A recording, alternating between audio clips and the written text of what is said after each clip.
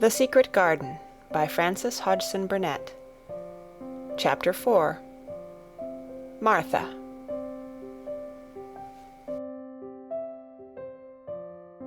When she opened her eyes in the morning, it was because a young housemaid had come into her room to light the fire and was kneeling on the hearth-rug, raking out the cinders noisily.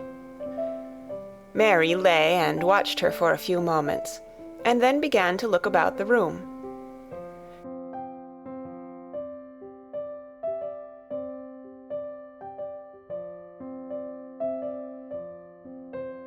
She had never seen a room at all like it, and thought it curious and gloomy. The walls were covered with tapestry, with a forest scene embroidered on it. There were fantastically dressed people under the trees, and in the distance there was a glimpse of the turrets of a castle. There were hunters and horses and dogs and ladies.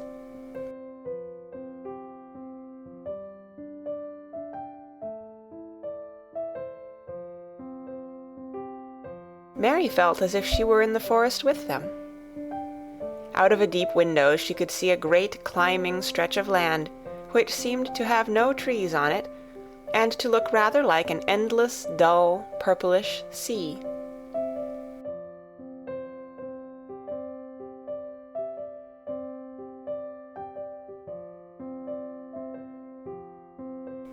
"What is that?" she said, pointing out of the window. Martha, the young housemaid, who had just risen to her feet, looked and pointed also. "That there?" she said. "Yes."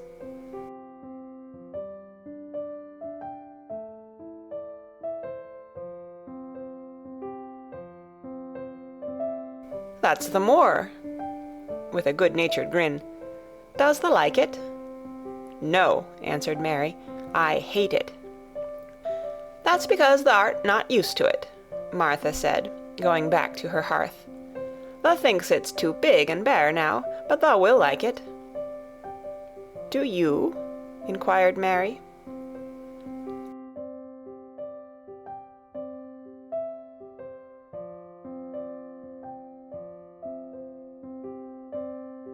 "Aye, that I do," answered Martha, cheerfully polishing away at the grate. "I just love it. It's none bare. It's covered wi' growin' things as smells sweet. It's fair lovely in spring and summer when the gorse and broom and heather's in flower. It smells o' honey, and there's such a lot of fresh air, and the sky looks so high, and the bees and skylarks make such a nice noise hummin' and singin'. I wouldn't live away from the moor for anythin'."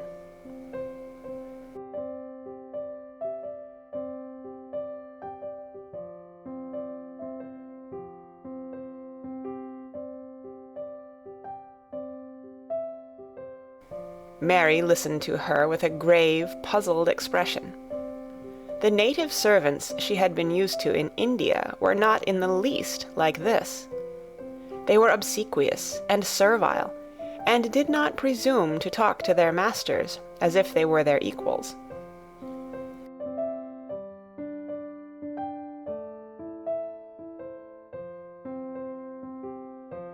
They made salams and called them "protector of the poor," and names of that sort.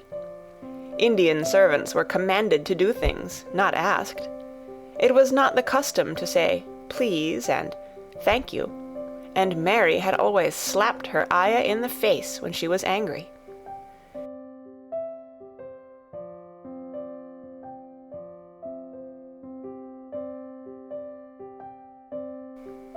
She wondered a little what this girl would do if one slapped her in the face. She was a round, rosy, good-natured-looking creature, but she had a sturdy way which made Mistress Mary wonder if she might not even slap back, if the person who slapped her was only a little girl.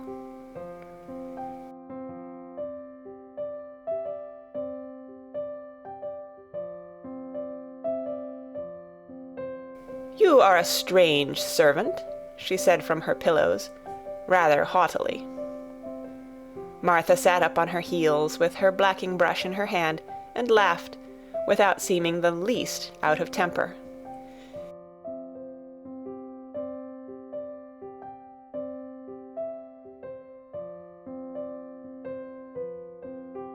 I know that," she said.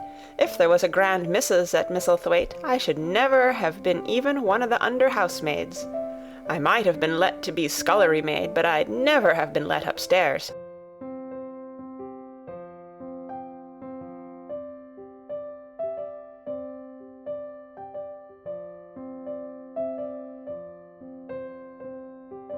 "I'm too common, and I talk too much Yorkshire. But this is a funny house for all it's so grand. Seems like there's neither master nor mistress, except Mr. Pitcher and Mrs. Medlock."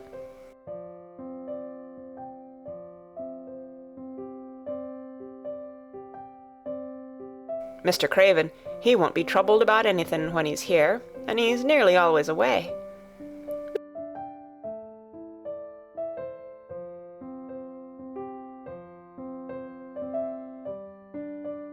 "Mrs. Medlock gave me the place out of kindness. She told me she could never have done it if Misselthwaite had been like other big houses."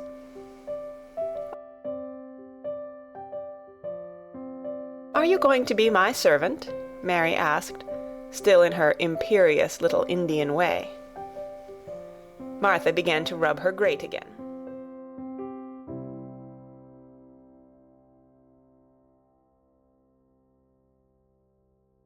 "I'm Mrs. Medlock's servant," she said stoutly, "and she's Mr. Craven's. But I'm to do the housemaid's work up here and wait on you a bit. But you won't need much waiting on."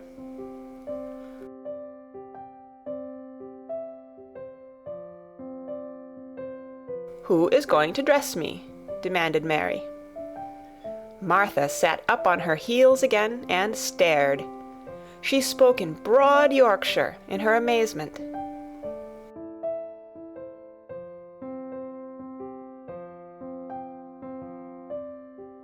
"Canna tha dress thysen?" she said. "What do you mean? I don't understand your language," said Mary. I forgot," Martha said. "Mrs. Medlock told me I'd have to be careful, or you wouldn't know what I was saying. I mean, can't you put on your own clothes?" "No," answered Mary, quite indignantly. "I never did in my life. My ayah dressed me, of course."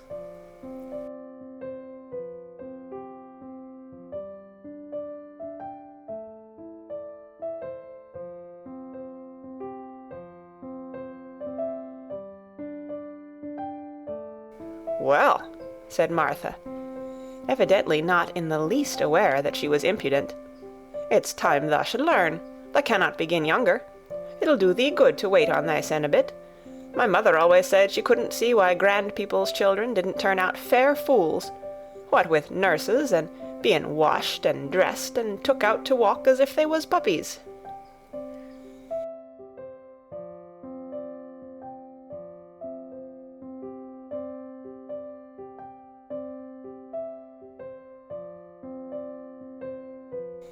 "It is different in India," said Mistress Mary disdainfully. She could scarcely stand this, but Martha was not at all crushed. I can see it's different," she answered, almost sympathetically. "I dare say it's because there's such a lot of blacks there, instead of respectable white people. When I heard you was coming from India, I thought you was a black too."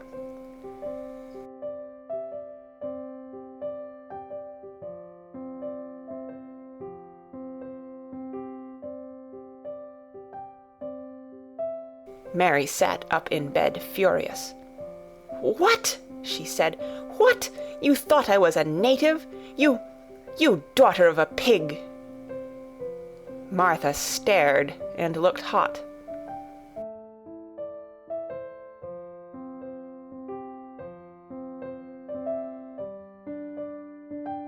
"Who are you calling names?" she said. "You needn't be so vexed. That's not the way for a young lady to talk. I've nothing against the blacks. When you read about 'em in tracts, they're always very religious. You always read as a black's a man and a brother.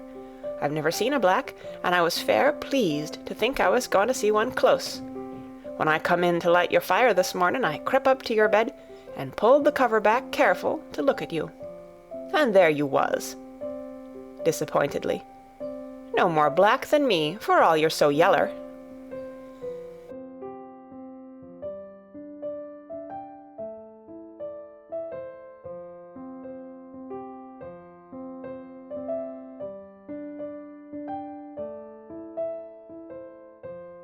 Mary did not even try to control her rage and humiliation.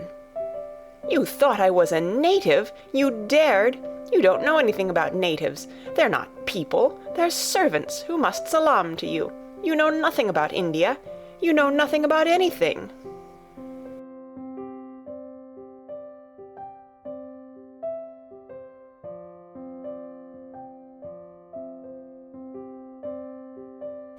She was in such a rage, and felt so helpless before the girl's simple stare, and somehow she suddenly felt so horribly lonely and far away from everything she understood, and which understood her, that she threw herself face downward on the pillows and burst into passionate sobbing. Martha was a little frightened, and quite sorry for her. She went to the bed and bent over her.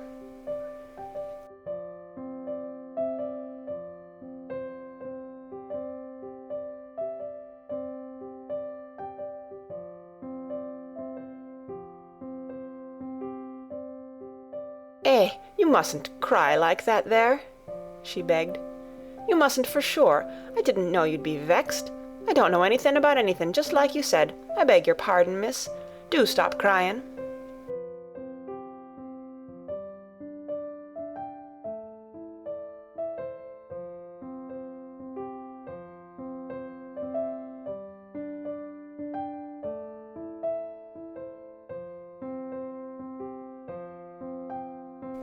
There was something comforting and really friendly in her queer Yorkshire speech and sturdy way, which had a good effect on Mary.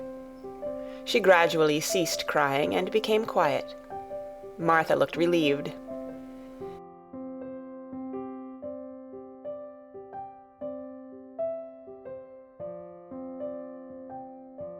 "It's time for thee to get up now," she said. "Mrs. Medlock said I was to carry the breakfast and tea and dinner into the room next to this. It's been made into a nursery for thee. I'll help thee on with thy clothes if thou get out of bed. If the buttons are at the back, thou cannot button them up thyself." When Mary at last decided to get up, the clothes Martha took from the wardrobe were not the ones she had worn when she arrived the night before with Mrs. Medlock.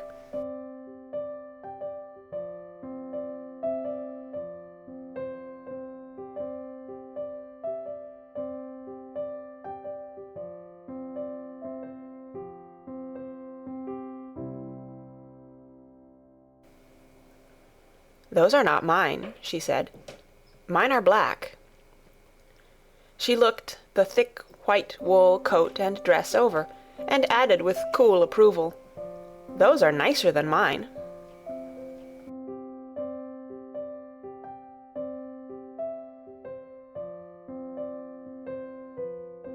"These are the ones thou must put on," Martha answered. "Mr. Craven ordered Mrs. Medlock to get 'em in London. He said, 'I won't have a child dressed in black wanderin' about like a lost soul,' he said. 'It'd make the place sadder than it is. Put color on her.'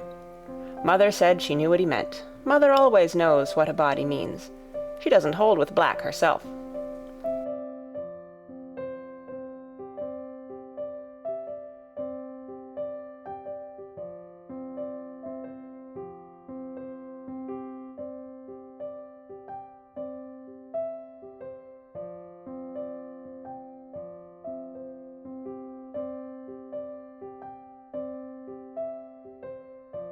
"I hate black things," said Mary.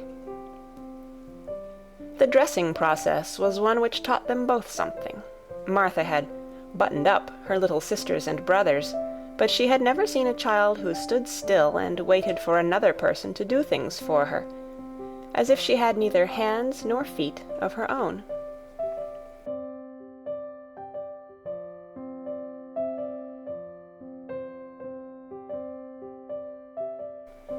"Why doesn't thou put on thy own shoes?" she said, when Mary quietly held out her foot. "My ayah did it," answered Mary, staring. "It was the custom." She said that very often. It was the custom. The native servants were always saying it. If one told them to do a thing their ancestors had not done for 1,000 years, they gazed at one mildly and said, "It is not the custom," and one knew that was the end of the matter.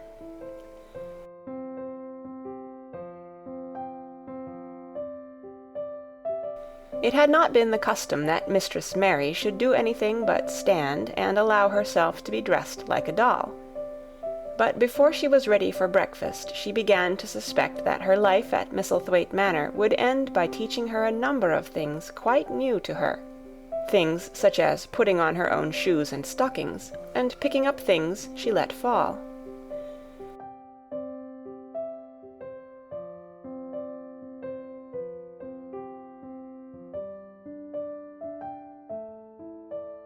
If Martha had been a well-trained, fine young lady's maid, she would have been more subservient and respectful, and would have known that it was her business to brush hair and button boots, and pick things up and lay them away.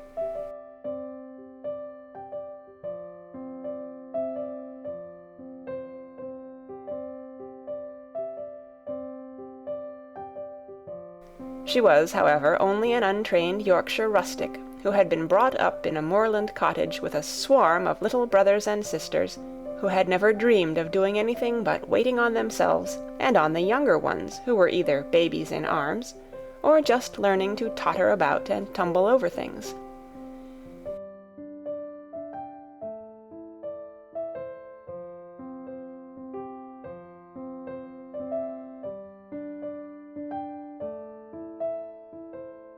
If Mary Lennox had been a child who was ready to be amused, she would perhaps have laughed at Martha's readiness to talk, but Mary only listened to her coldly, and wondered at her freedom of manner. At first she was not at all interested, but gradually, as the girl rattled on in her good-tempered, homely way, Mary began to notice what she was saying.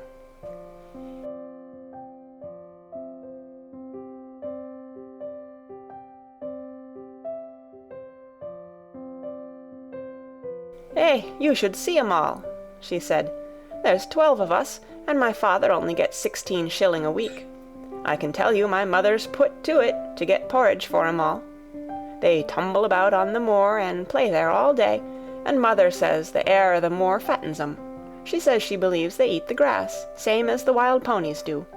Our Dickon, he's 12 years old, and he's got a young pony he calls his own." "Where did he get it?" asked Mary.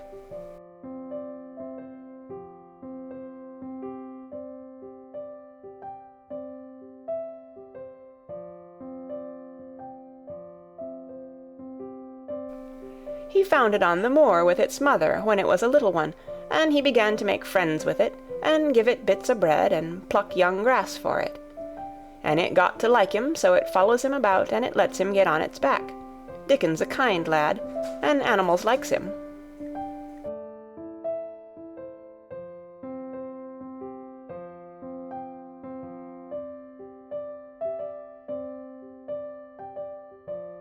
Mary had never possessed an animal pet of her own, and had always thought she should like one.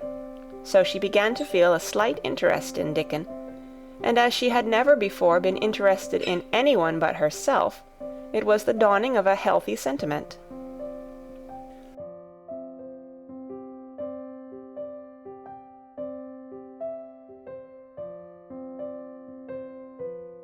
When she went into the room which had been made into a nursery for her, she found that it was rather like the one she had slept in. It was not a child's room, but a grown-up person's room, with gloomy old pictures on the walls, and heavy old oak chairs. A table in the centre was set with a good substantial breakfast, but she had always had a very small appetite, and she looked with something more than indifference at the first plate Martha set before her.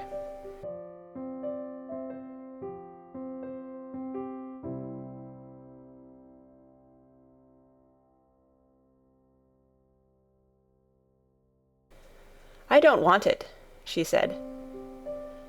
"Thou doesn't want thy porridge?" Martha exclaimed incredulously. "No." "Thou doesn't know how good it is. Put a bit of treacle on it, or a bit of sugar."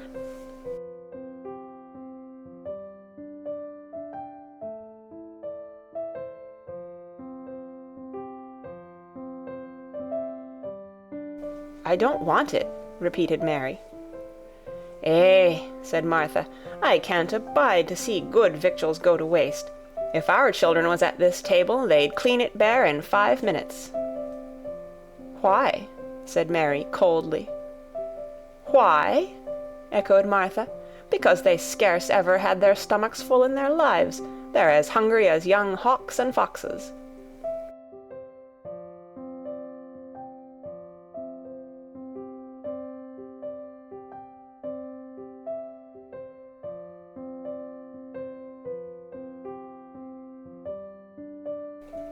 "I don't know what it is to be hungry," said Mary, with the indifference of ignorance.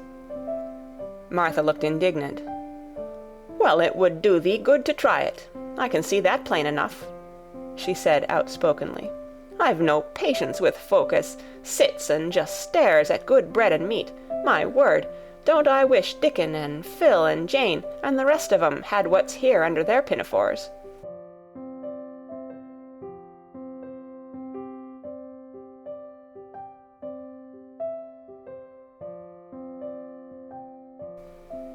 "Why don't you take it to them?" suggested Mary. "It's not mine," answered Martha stoutly, "and this isn't my day out. I get my day out once a month, same as the rest.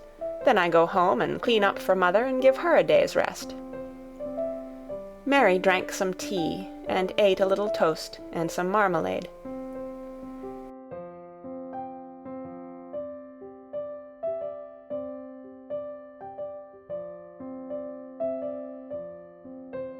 "You wrap up warm and run out and play you," said Martha.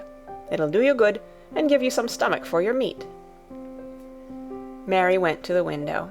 There were gardens and paths and big trees, but everything looked dull and wintry. "Out? Why should I go out on a day like this?" "Well, if thou doesn't go out, thou'lt have to stay in, and what has thou got to do?"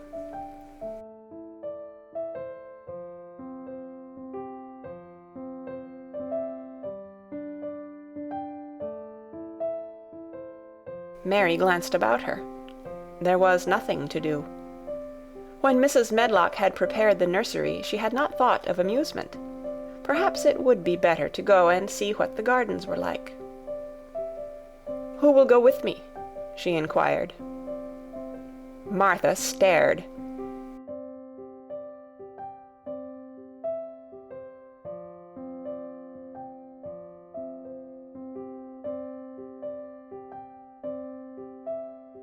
"You'll go by yourself," she answered.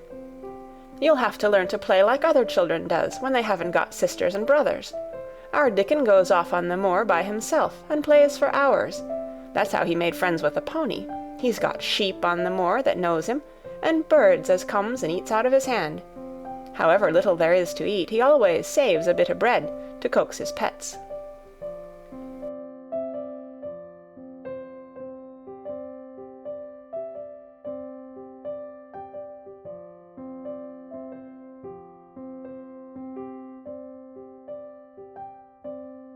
It was really this mention of Dickon which made Mary decide to go out, though she was not aware of it. There would be birds outside, though there would not be ponies or sheep. They would be different from the birds in India, and it might amuse her to look at them. Martha found her coat and hat for her, and a pair of stout little boots, and she showed her her way downstairs.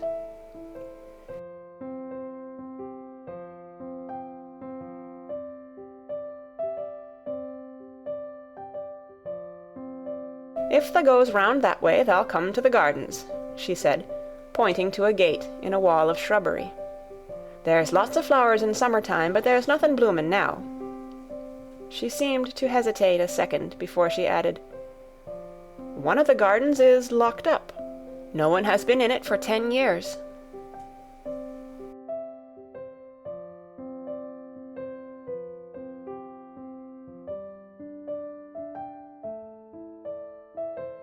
"Why?" asked Mary, in spite of herself. Here was another locked door, added to the 100 in the strange house. "Mr. Craven had it shut when his wife died so sudden. He won't let no one go inside. It was her garden. He locked the door and dug a hole and buried the key. There's Mrs. Medlock's bell ringing. I must run."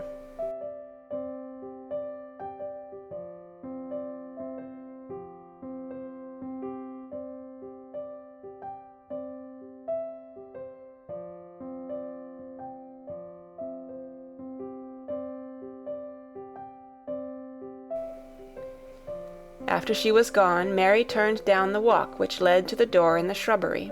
She could not help thinking about the garden, which no one had been into for 10 years.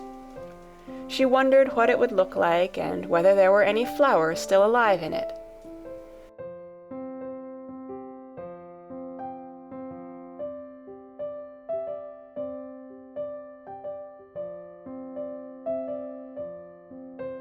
When she had passed through the shrubbery gate, she found herself in great gardens, with wide lawns and winding walks with clipped borders.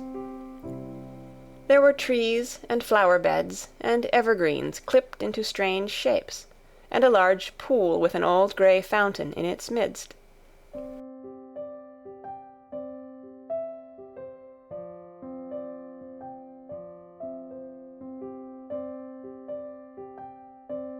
But the flower beds were bare and wintry, and the fountain was not playing. This was not the garden which was shut up. How could a garden be shut up? You could always walk into a garden. She was just thinking this when she saw that, at the end of the path she was following, there seemed to be a long wall, with ivy growing over it. She was not familiar enough with England to know that she was coming upon the kitchen gardens, where the vegetables and fruit were growing.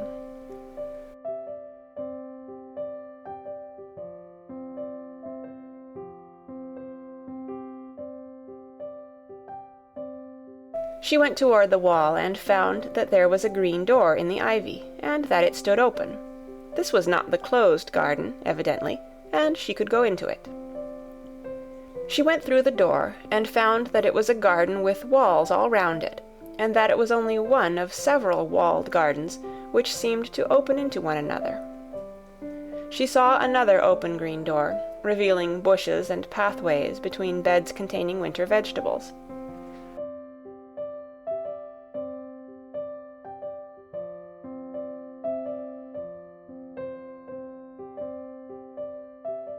Fruit trees were trained flat against the wall, and over some of the beds there were glass frames.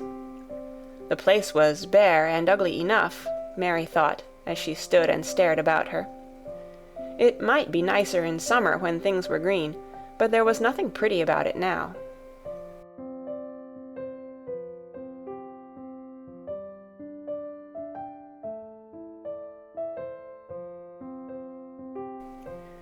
Presently an old man with a spade over his shoulder walked through the door leading from the second garden.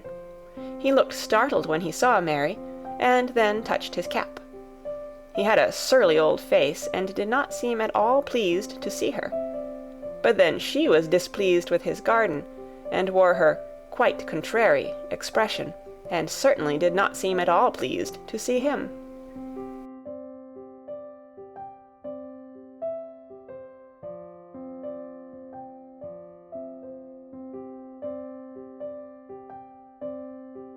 "What is this place?" she asked. "One of the kitchen gardens," he answered. "What is that?" said Mary, pointing through the other green door. "Another of 'em," shortly. "There's another on t'other side of the wall, and there's the orchard t'other side of that."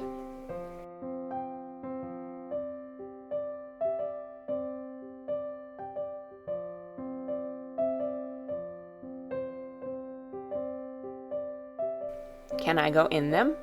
asked Mary. "If thou likes, but there's nowt to see." Mary made no response. She went down the path and through the second green door. There she found more walls, and winter vegetables and glass frames. But in the second wall there was another green door, and it was not open.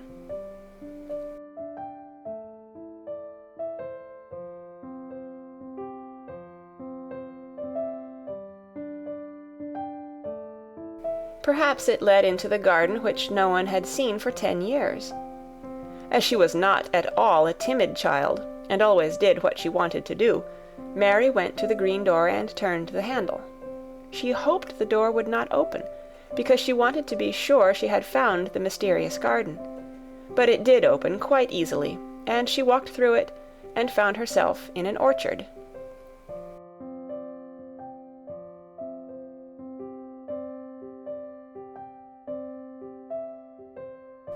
There were walls all round it also, and trees trained against them. And there were bare fruit trees growing in the winter-browned grass, but there was no green door to be seen anywhere. Mary looked for it, and yet, when she had entered the upper end of the garden, she had noticed that the wall did not seem to end with the orchard, but to extend beyond it, as if it enclosed a place at the other side.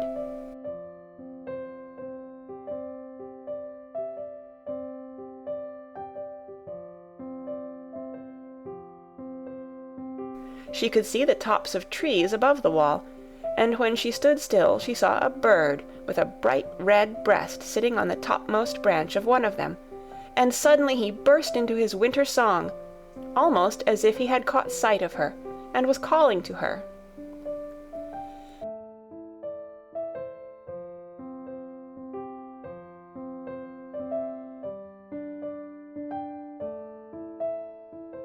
She stopped and listened to him, and somehow his cheerful, friendly little whistle gave her a pleased feeling.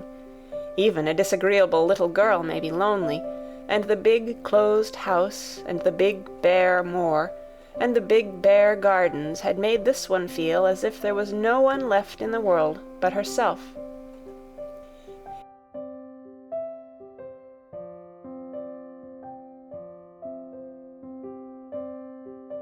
If she had been an affectionate child, who had been used to being loved, she would have broken her heart. But even though she was Mistress Mary quite contrary, she was desolate, and the bright-breasted little bird brought a look into her sour little face, which was almost a smile.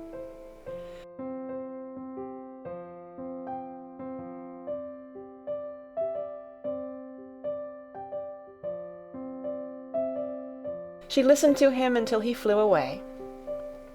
He was not like an Indian bird, and she liked him, and wondered if she should ever see him again. Perhaps he lived in the mysterious garden, and knew all about it. Perhaps it was because she had nothing whatever to do that she thought so much of the deserted garden. She was curious about it, and wanted to see what it was like. Why had Mr. Archibald Craven buried the key?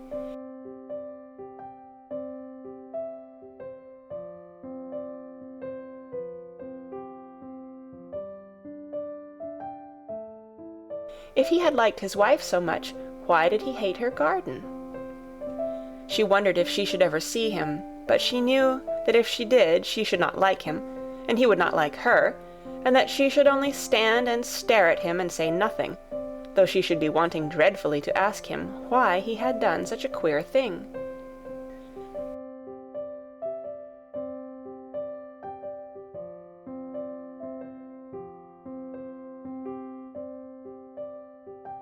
People never like me, and I never like people, she thought. And I never can talk as the Crawford children could. They were always talking and laughing and making noises. She thought of the robin, and of the way he seemed to sing his song at her, and as she remembered the tree-top he perched on, she stopped rather suddenly on the path.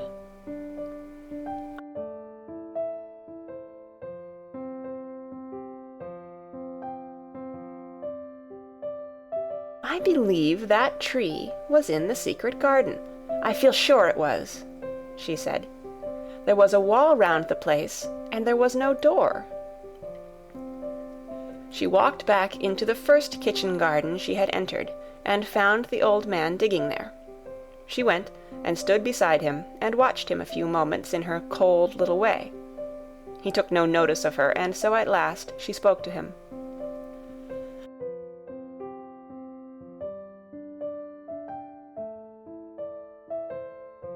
I have been into the other gardens, she said.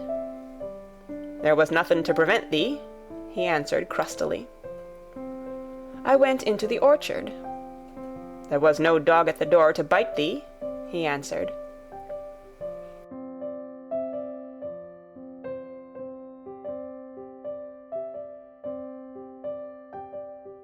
There was no door there into the other garden, said Mary. What garden? He said in a rough voice, stopping his digging for a moment. The one on the other side of the wall, answered Mistress Mary. There are trees there, I saw the tops of them. A bird with a red breast was sitting on one of them, and he sang.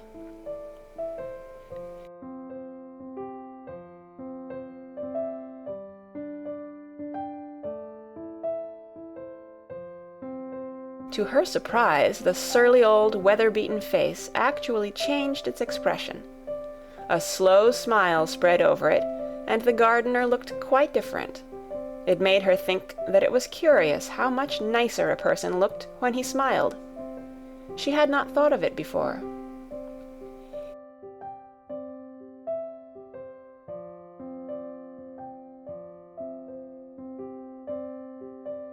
He turned about to the orchard side of his garden and began to whistle, a low, soft whistle. She could not understand how such a surly man could make such a coaxing sound. Almost the next moment a wonderful thing happened. She heard a soft little rushing flight through the air, and it was the bird with the red breast flying to them, and he actually alighted on the big clod of earth, quite near to the gardener's foot.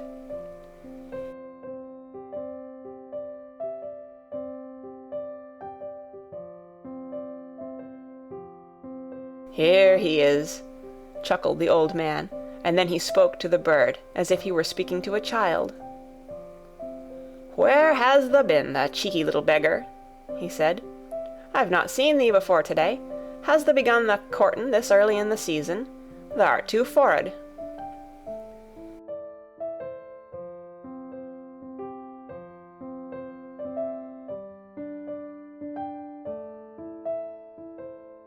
The bird put his tiny head on one side and looked up at him with his soft, bright eye, which was like a black dewdrop. He seemed quite familiar and not the least afraid. He hopped about and pecked the earth briskly, looking for seeds and insects. It actually gave Mary a queer feeling in her heart because he was so pretty and cheerful and seemed so like a person. He had a tiny, plump body and a delicate beak, and slender, delicate legs.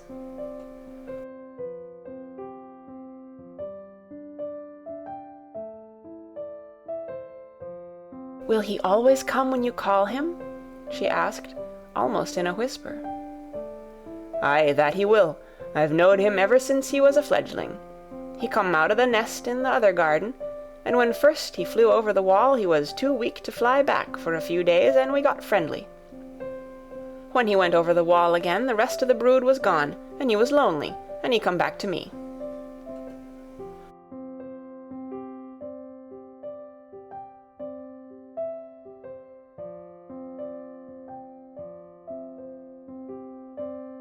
"What kind of a bird is he?"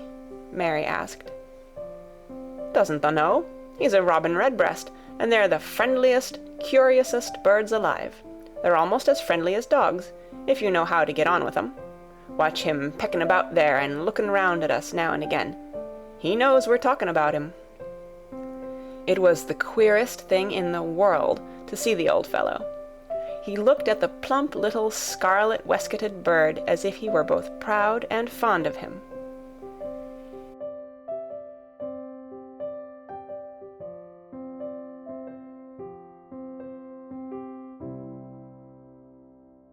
"He's a conceited one," he chuckled. "He likes to hear folk talk about him, and curious, bless me, there never was his like for curiosity and meddlin'. He's always comin' to see what I'm plantin'. He knows all the things Mester Craven never troubles hisself to find out. He's the head gardener, he is."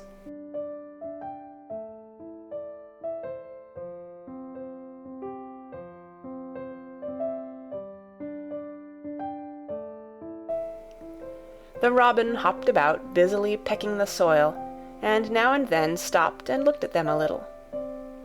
Mary thought his black dewdrop eyes gazed at her with great curiosity. It really seemed as if he were finding out all about her. The queer feeling in her heart increased.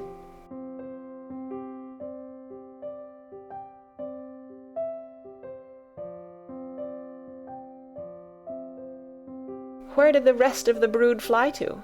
she asked. "There's no knowin'. The old ones turn 'em out of their nest and make 'em fly, and they're scattered before you know it. This one was a knowin' one, and he knew he was lonely."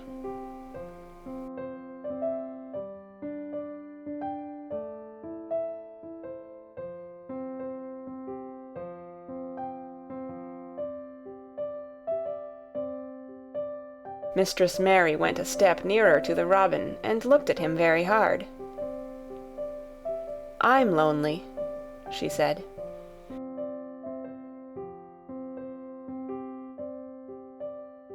She had not known before that this was one of the things which made her feel sour and cross. She seemed to find it out when the robin looked at her, and she looked at the robin. The old gardener pushed his cap back on his bald head and stared at her a minute. "Art thou the little wench from India?" he asked.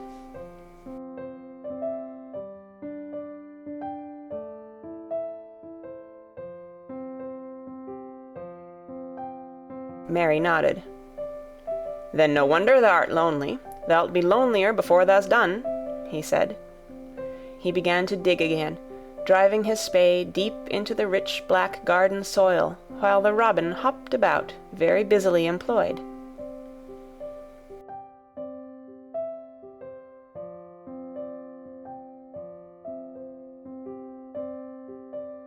"What is your name?" Mary inquired. He stood up to answer her. "Ben Weatherstaff," he answered, and then he added with a surly chuckle, "I'm lonely mysel' except when he's with me," and he jerked his thumb toward the robin. "He's the only friend I've got."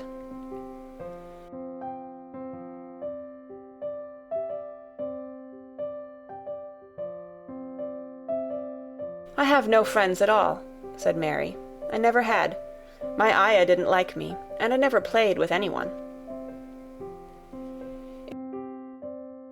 It is a Yorkshire habit to say what you think with blunt frankness, and old Ben Weatherstaff was a Yorkshire moorman. "Tha and me are a good bit alike," he said. "We was wove out of the same cloth. We're neither of us good-lookin', and we're both of us as sour as we look. We've got the same nasty tempers, both of us, I'll warrant."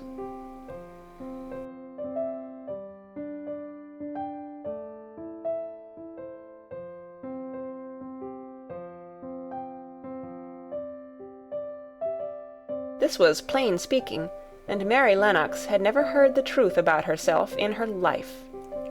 Native servants always salaamed and submitted to you whatever you did. She had never thought much about her looks, but she wondered if she was as unattractive as Ben Weatherstaff, and she also wondered if she looked as sour as he had looked before the robin came. She actually began to wonder also if she was nasty-tempered. She felt uncomfortable.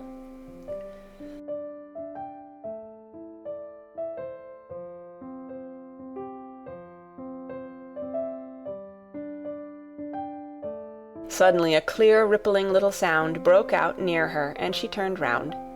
She was standing a few feet from a young apple tree, and the robin had flown on to one of its branches and had burst out into a scrap of a song. Ben Weatherstaff laughed outright.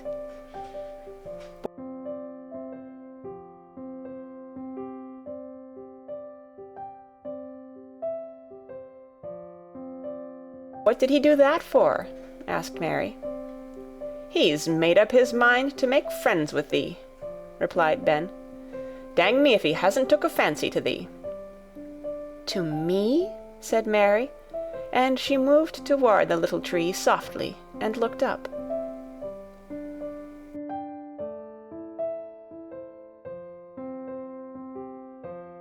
"Would you make friends with me?" she said to the robin, just as if she was speaking to a person. "Would you?" And she did not say it either in her hard little voice or in her imperious Indian voice, but in a tone so soft and eager and coaxing that Ben Weatherstaff was as surprised as she had been when she heard him whistle.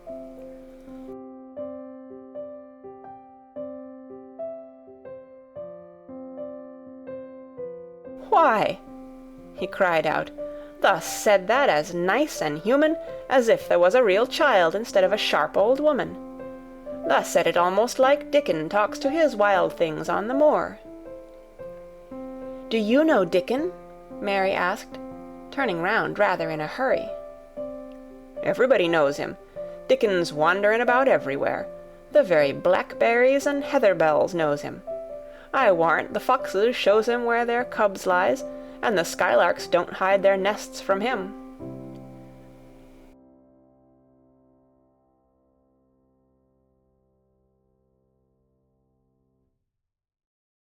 Mary would have liked to ask some more questions. She was almost as curious about Dickon as she was about the deserted garden. But just that moment the robin, who had ended his song, gave a little shake of his wings, spread them, and flew away. He had made his visit, and had other things to do.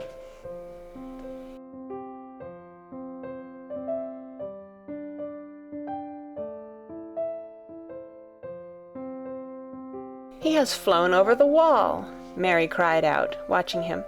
"He has flown into the orchard.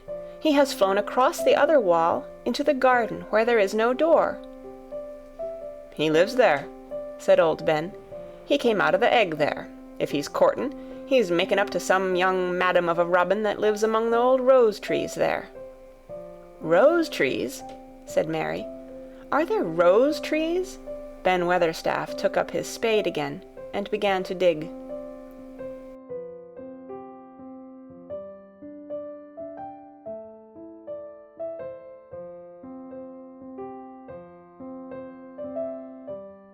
"There was 10 year ago," he mumbled. "I should like to see them," said Mary. "Where is the green door? There must be a door somewhere." Ben drove his spade deep and looked as uncompanionable as he had looked when she first saw him.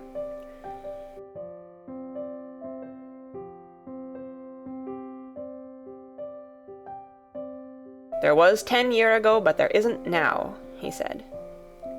"No door?" cried Mary. "There must be." "None as anyone can find, and none as is anyone's business. Don't you be a meddlesome wench and poke your nose where it's no cause to go. Here, I must go on with my work. Get you gone and play you. I've no more time."